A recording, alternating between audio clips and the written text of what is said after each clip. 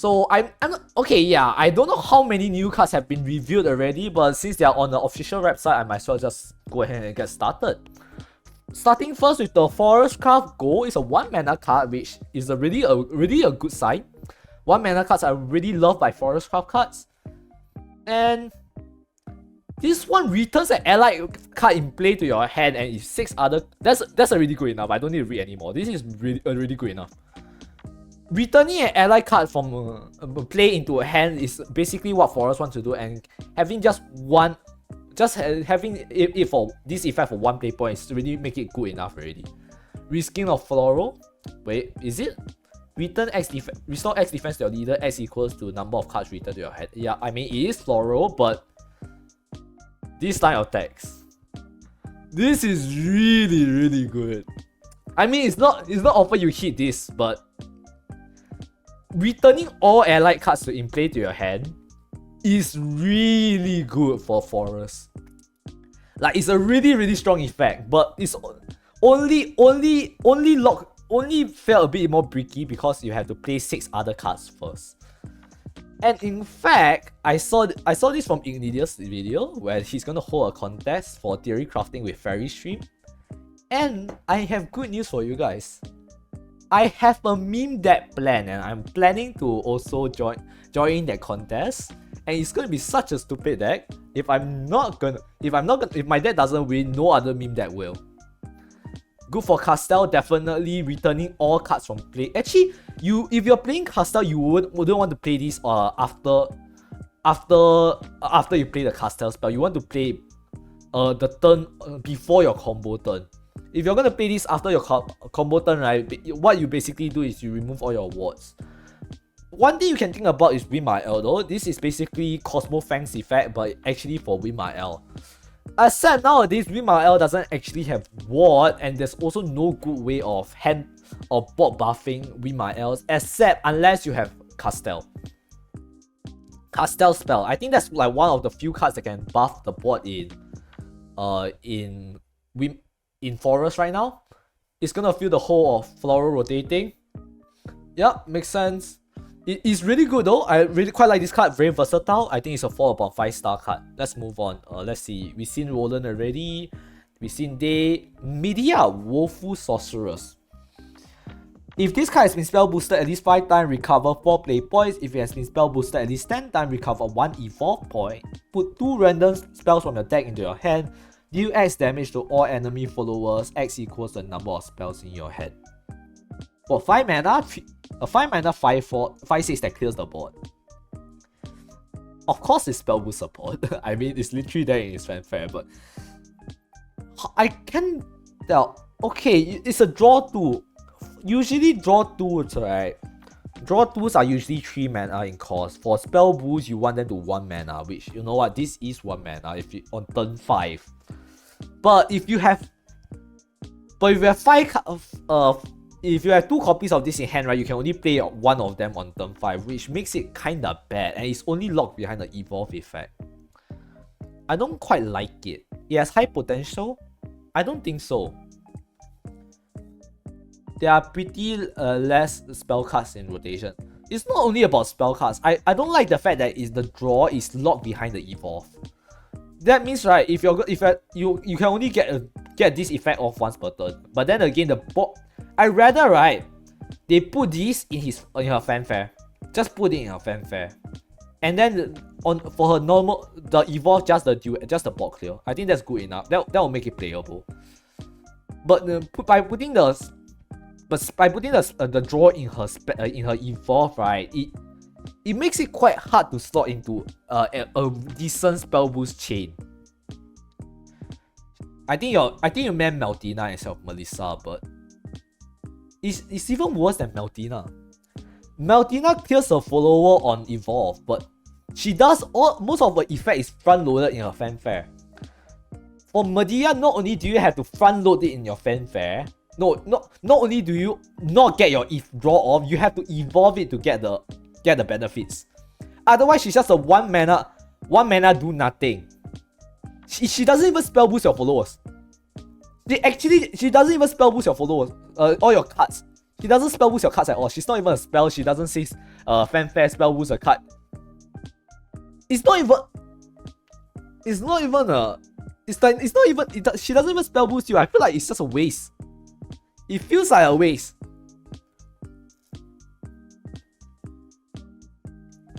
This is like Eon Destiny hand. I feel like it's even worse than Eon. You can't even play her in unlimited. I think that's where this is. This card is too slow.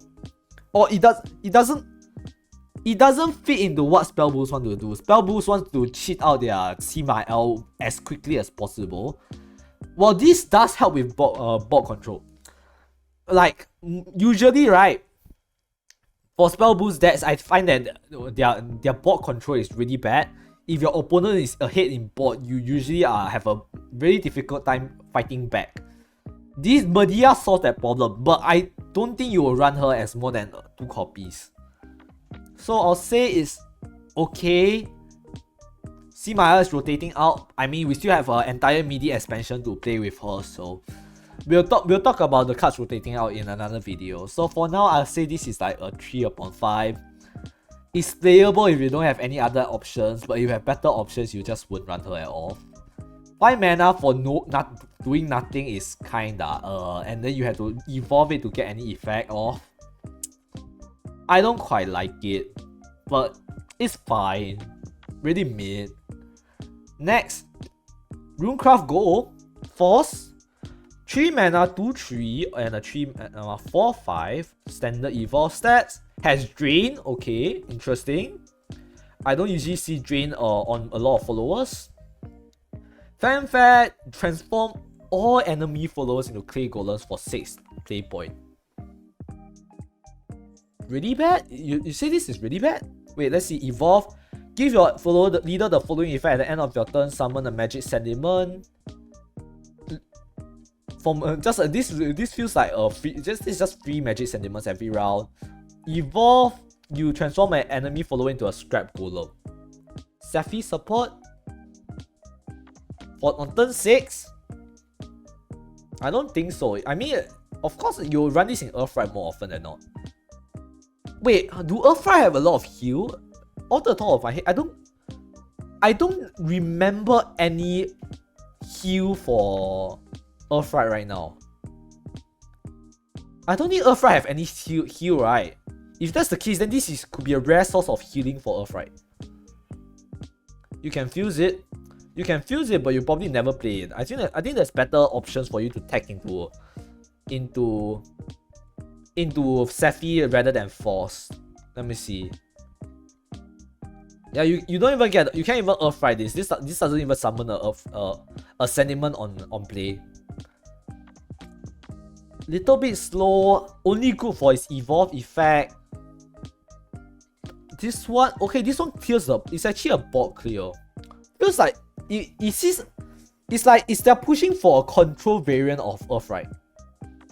End of turn. Oh, that's even worse. That's even worse. Usually for this sort of, if a summon magic sentiment, you want to summon at the start of your turn, so you can use it. And 1 off, 2 off. I'll say a 2 off. I'll be generous and say it's a 2 off. You want to play this in a more control variant of Earthrise, but nowadays Earthrise is more of a mid-range type of deck. You don't. This one's good against control decks. I don't think it's C play. It will C play unless you're up against a very aggressive deck. It won't even work if your board is full exactly. Really bad. No, not really bad. It's too niche. As I said, a control card. It's not. It doesn't fit into mid-range Earthrise at all. So I'll say it's 2/5. So this is Cornetter's Witch version. I don't even know who that card is, but if it says something similar to this, yeah, I guess it's the same. It's still a heal 4 though, so I guess maybe worst case scenario you still see it as a 1-off. What's next? Terminus Dragon, we talk about that. Dragon Slayer's Tragedy, we talk about Odile. Is this Shadow? 5 mana for 4, Crystallize 2, Countdown 2, Summon and OD. Okay, just another amulet. Still a drain? Yeah, it's still a drain. It's not like it's awful. It's just, I think there's better options. And there's better things you can do. Ooh, last words deal 2 damage to all enemies. That's a Hellfire Strike right there. That's a Hellfire Strike. And at the end of your turn, deal 2 damage to all enemies. That's another Hellfire Strike right there. And wow, this is actually really good. Oh, that's really good. That's a Odette. I even redone. So okay, wait, what's this one? Oh, is this a Haven one? Okay, let's do both of them at in one go. Let's see. Wait, I just realized. Can I do something with this? No, I don't think I can do something with this. Both are really good. I can. Well, last words restore to. You know what? This is really good for Shadow. Shadow lacks a bit of healing right now, so getting Odette right on 5 is actually pretty decent. Problem is that this doesn't have ward, so if your opponent can ignore it, they probably will. But evolving this is actually really good as well. Restoring 2. Shadow lacks heal, so I can definitely see Shadow players stacking Odette into last words. I mean Odile for Odette. Or even just getting Odile for Odile, dealing 4 to the enemy on evolve is really good. Lowers the damage threshold that you need to do for. You need to go for at least lethal, and it's also bot presence. You play on 5, you get Odette, which heals you. Really good. Oh, it's Big Haven. Oh yeah, wait, is this the Haven card? If that's the Haven card, then I guess Big Haven wins as well. This is basically 2 bodies for 5 play point, or even 1 body for 2 play point. They heals you, keeps you alive, damages your opponent, pushes your little damage. That's really, really good. And I guess it's amulet support as well. Oh, that restore to. My only problem is that this doesn't have ward, so people can probably ignore this. Odile is fine though without any keywords, because doing damage to your opponent is really, really good. This is a 4-star card. It's really it's a little. I don't know about 5 play points though. What do I usually do on turn 5 with last words? I get 3 last words down. I play Alice. So in getting 2 last words instead is actually kind of a tempo loss. So maybe this one, you usually play this for Crystallize only. Well, they will have to trade if they don't want you to heal or deal to. I mean, the deal is only on evolve. If not, if they're aggressive enough, they can just ignore you, and you will have to trade into them, which, well, could be problematic, or would also not be problematic at the same time. A little bit heavy though. Turn 2 Alice is better. I mean, they can banish your Alice, so if you turn 2 Odile instead, if this card gets banished, you are not as sad as compared to when your Alice get banished. Still pretty good though. I'll say it's a 4-star card. Will definitely see play. The Haven version also, really good. Good enough. Really good stats. Deal. 5 play cost is too heavy. It might feel heavy, but I'm assuming you're gonna play for the Crystallized 2 more often than not. This comes out in 2 turns after all. It's basically 2 last words. It's really good. If you're playing for the Crystallized, if it's on the fanfare, you'll be a bit more niche. It's really solid. What's next? Narc Blood Huntress. I'm gonna assume this is the U10 support. 2 mana, 1/4, really good stat line with ward. Okay, amazing. Fanfare, banish 2 random cards from your deck. Okay, standard U10 tax. Clash, you have 20 cards or less in your deck. Game Bane. Okay, that's really good. I don't see enough of these tax. It can survive Night Terrors. Who can survive Night Terrors? This one? 5 mana. No, I don't think that matters. But yeah, this one. The only thing you don't like about it is you can banish this while it's in the deck. I mean, you are banishing your deck anyways, you wouldn't care. Let's see what's the evolve. Give the leader the following effect at the start of your turn. Banish 2 random cards from your deck. Then if you have 10 cards or less in your deck, deal 3 to the enemy leader. Okay, this screws up my calculations a little bit. Sounds like a skill issue. Yeah, true. Anyways, for this one, I did an analysis on the new tank archetype at the start of this expansion. Usually, we know that with the standard cards from U10 already, you can get to under 10 by turn 7 relatively easily. What this card does, right, is basically relieves you of like 1 or 2 banishers. Let's see, you turn 5, turn 6, assuming you get this on turn 4, or if you're going first, you get this on turn 6. It's just 1 less card. You're worried about a full hand? You don't usually get a full hand with handless blood. No, sorry, not handless. Deckless blood, U10 blood. So I don't think you have to worry about that. I think the only real problem with this deck is that once you're cleaning your deck a lot faster. I don't think you can survive beyond turn. You will never get to turn 9. So you have only until turn 8 to win the game, which, you know what, is usually when U10 wins the game regardless anyway, so I don't think they mind. You know what, that's a really solid card. Would this make U10 good? You'll make it more consistent. It's definitely more consistent now. I think if you can, you just need to secure at least 1 copy of Case Crack, I think you're good. What if you banish all the Milner and fill your hand? Well, that's where all your other U10 cards comes in. What you can banish them, banish the Milner back into your deck and hope you don't draw them. If you do draw them, that's a skill issue. You can get Milner with the effect though. I mean, look, if you get Milner with this effect, you're gonna get Milner anyway. So get good. It's like a consistency increase and decrease at the same time. I don't know what to feel about this card. I think it's still, and you know what, just because U10 have a lack of like support and this one's really good defense option, I think this is a pretty good card. It's a 4/5. If Uranus is in rotation, this is the perfect combo. I think that's the reason why they rotated it out. But yeah, 4/5 cards, pretty solid. I think I like it. Remember when you miss lethal when you didn't draw mill? This can fix that. Exactly. I mean, the only thing I want to know, right, is whether this effect happens before you draw or after you draw. If this happens after you draw, I think this will be amazing. But if this happens before you draw, right, you run the risk of taking yourself out. But yes, anything else, I'm gonna look at the actual gameplay to figure out. This was the Blood Gold.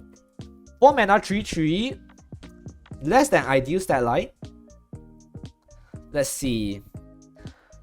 Fanfare, if Wrath is not active for you, deal 1 to your leader, do this 2 times, otherwise evolve this follower. Okay. It should happen before draw abusers, yeah, definitely. 4 mana to ping 2. Usually for 4 mana I can ping 3 times. 4 mana ping 2 is already pretty bad. But let's see what's the other thing. Otherwise, evolve this follower. Okay, when this follower evolves, if Wrath is active for you, destroy 2 random enemy followers, restore 2 defense to your leader, and draw 2 cards.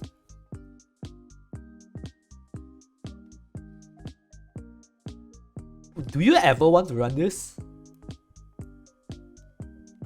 Like, actually, do you ever want to run this? What would... I mean, okay, look. Currently, Wrath, right, is played in a Vengeance Wrath hybrid where you're aggressive deck. This one gets you out of Vengeance, so no. Garo Death? Then what's the ideal? Turn 1, 1 ping.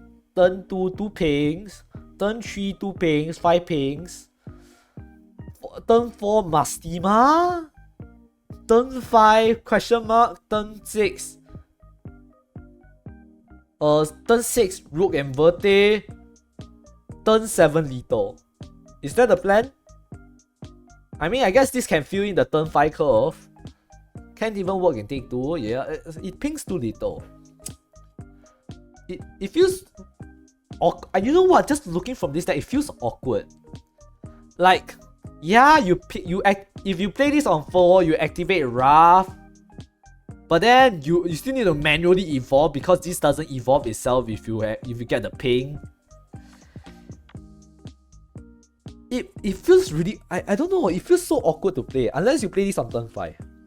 Like, you activate Wrath on turn 4 and you play this on turn 5.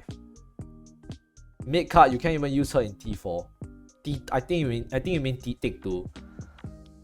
Feels bad. Wait, but it's like a 2 off. It's like there's better cards you can. It doesn't even draw, I just realized. Does it draw? Oh, draw 2. You need to evolve it. I guess it's good going second because you get this on 4. But going first is a lot more awkward. 1, 2, 3, 4, 5, 6. Yeah, you never get Wrath active on 4. Or on turn 4. It's really awkward. I don't like it. It's like it comes out on turn 5 and then you float 1 mana for I don't know what reason. I guess it's fine though. It's a control card, but 2 off, I guess. If you run it as a 2 off, I guess it's okay for a Gyrodeath deck. But what's stopping you from just doing Wrath Vengeance? I feel like Wrath Vengeance will just strictly be better. This only restores 2 defense as well. 2 defense is too little. It needs to at least 3. But yeah, whatever. Let's move on. What rating do I give this? Let's give it like 3 upon 5 because draft doesn't have anything better to do. Although I would say that turn 4 I read. If I can play, if my ideal turn 4 play, right, or turn 5 play would actually be, what was that card? The 6/4. I'd rather do your forger and how to train your wolf instead. But you give it a 2 upon 5. It's around that rating, 2.5, 2 upon 5 to 3 upon 5. It's like you run this if you have nothing better to run. Oh, that we talked about this already. Really good for Big Haven. Heals 2, heals 4. I guess it's a Q Haven card that you'll never run, but Big Haven, Crystallize, Amulet is fine. And we have anything more? Is that all? Oh wait, did I talk about Chronos? I don't think I talked about Chronos yet. Ideal turn 4 is play Hidone, yeah. Exactly. This one is Chronos though. This is actually the first reverse unramp your opponent card I've seen. We'll probably never get to 10 turns, so I think we can ignore the first effect. But the second effect is a little bit weak. So here's the issue with Chronos that I think is the problem. Usually, right? We all know that like neutral cards and ramp. We've seen that a lot. We've seen it in Ramiel, I believe. Then we have the 2 mana 1/4. I forgot who she is. Then we have Goddess of Compassion. There used to be a 2 mana 1/4 ward that used to be able to ramp you as well. Who was she called? I forgot. It's been a while. And then now we have another one that is kind of like a ramp, but instead it unramps your opponent instead. The issue with this type of cards is usually when you evolve them, they have another benefit to them. They have another benefit to them.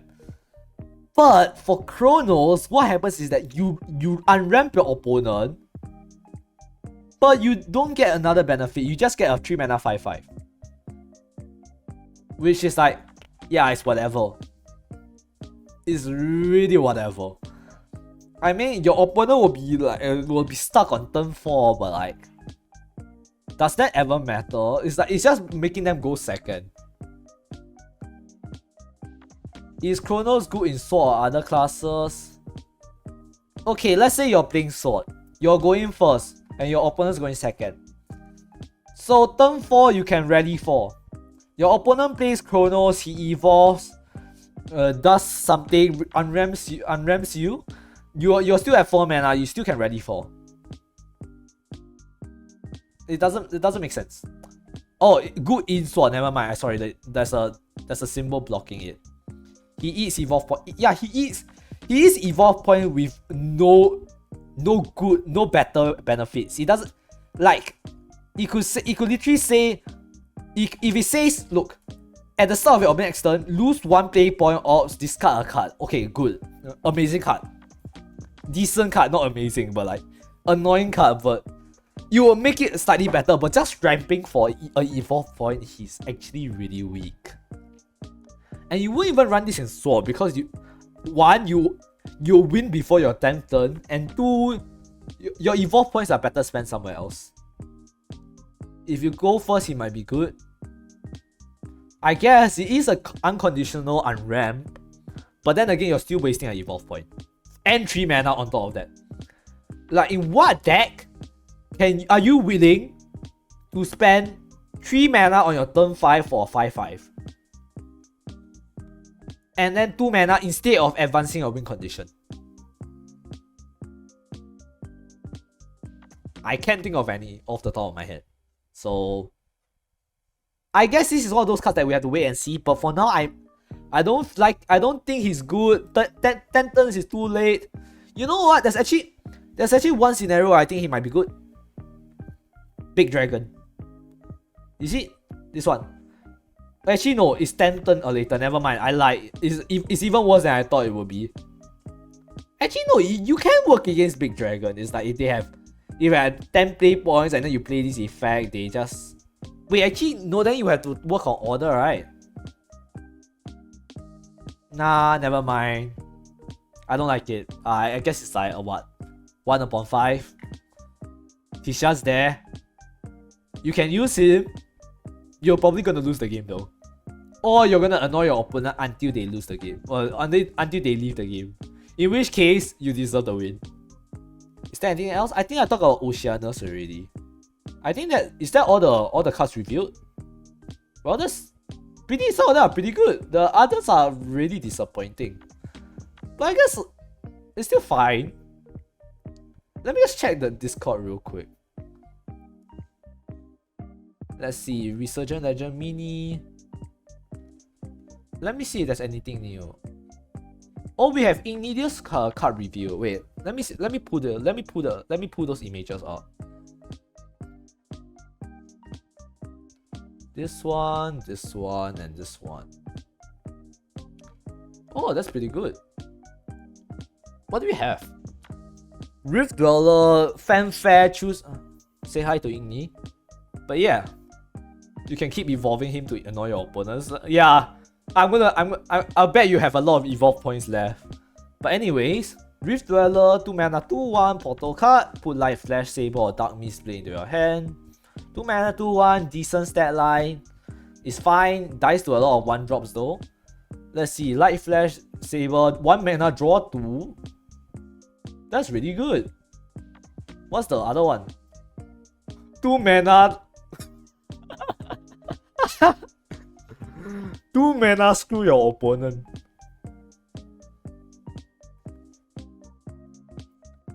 I want to do something with this. 2 mana, screw your opponent.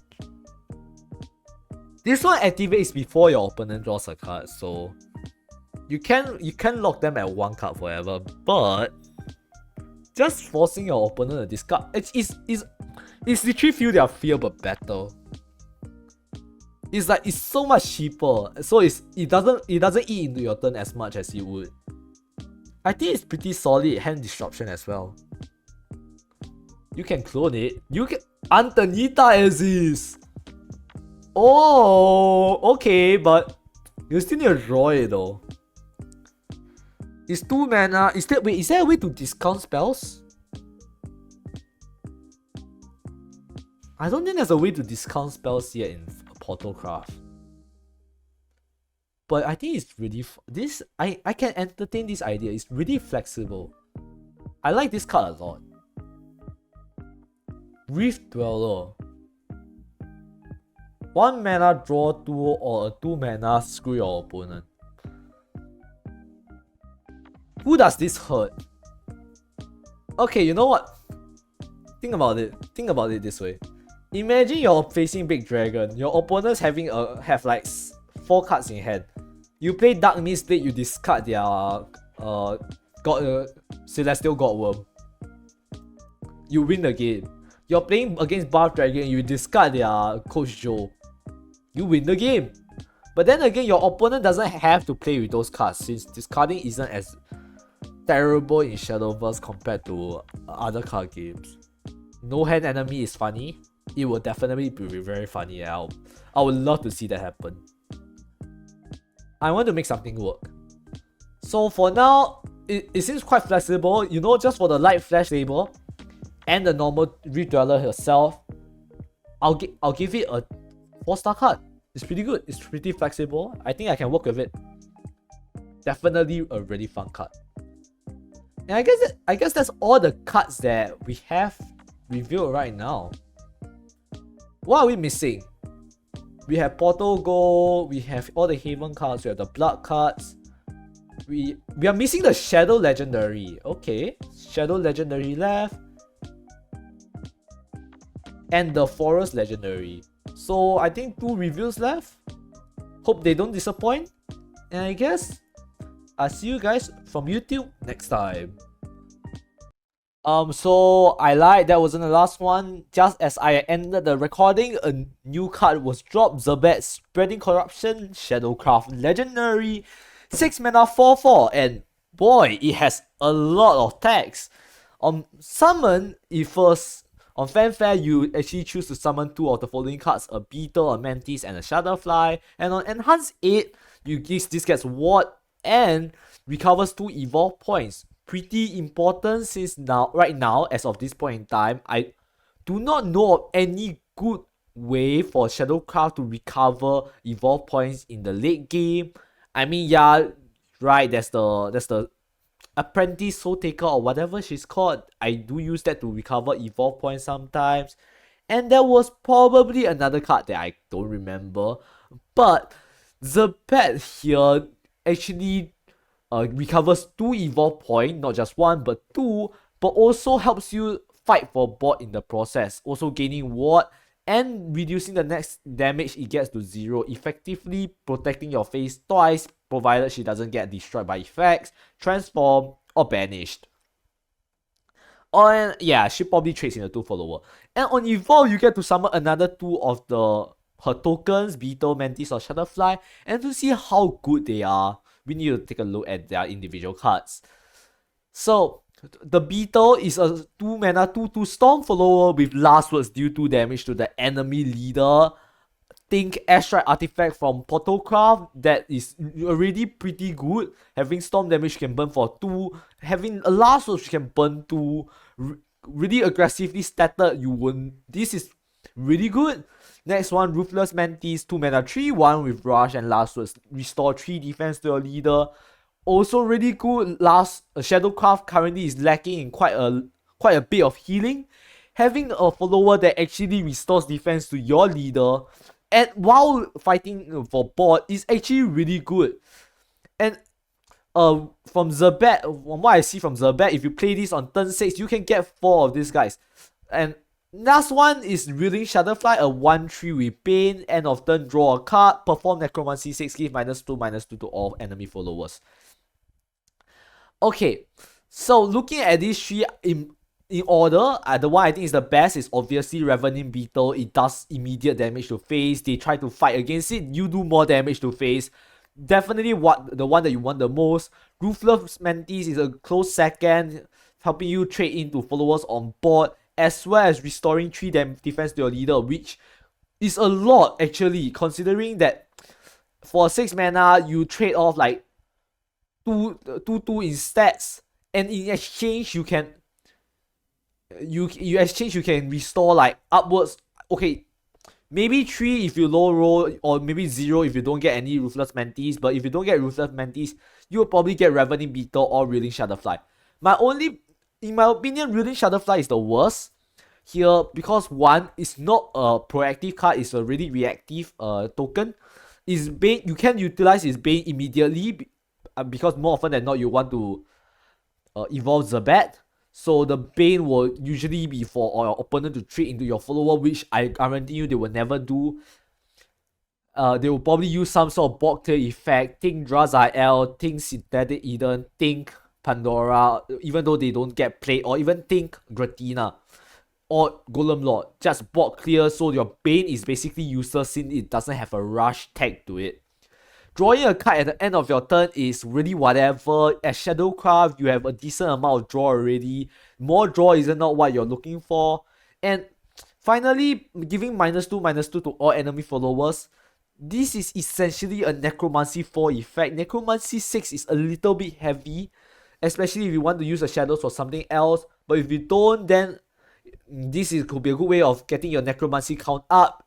So you can activate your Viscaria in the future, drawing cards, cycling through your deck.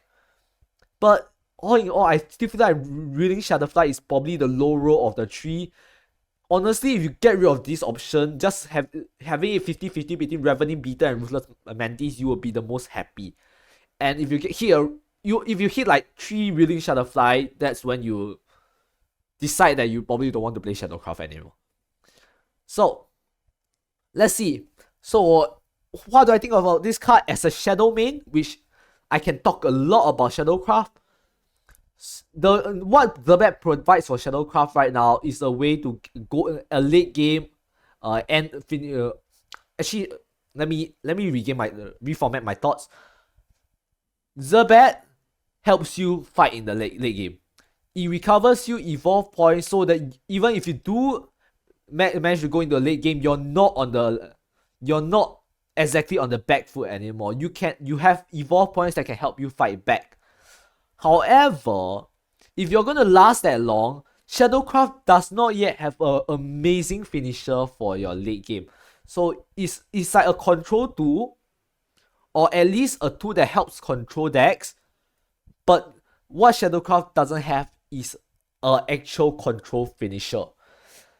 Maybe if you can insert this as a 1 or 2 off into Last Word Shadow and pray that you hit Ravening Beetle or Ruthless Mantis, in which case you get 4 Last Words out of 1 card, with very good Last Words. But it's because of Reeling Shadowfly, it becomes really inconsistent, and if you hit Reeling Shadowfly, that's when it feels miserable. So all in all, it feels like it's support for a future type of archetype that isn't quite available right now. So I have to give it, even though it's my favorite type of class, favorite type of card, I can only give it a 2/5 because you don't really get a good place for it right now. A little bit slow, Shadow doesn't have a good payoff. And yes, only 2 of the guys are good. If you can hit Raven, if you remove Reeling Shadowfly, this instantly shoots up to a 4/5. It's all because of this card, because it doesn't have Last Words and it's also a very passive play. So yeah, that's what I think about Zebat. And I think, following what I said in the previous bit, only the Forestcraft Legendary is left. And yes, now we end the video for real. Thanks for watching.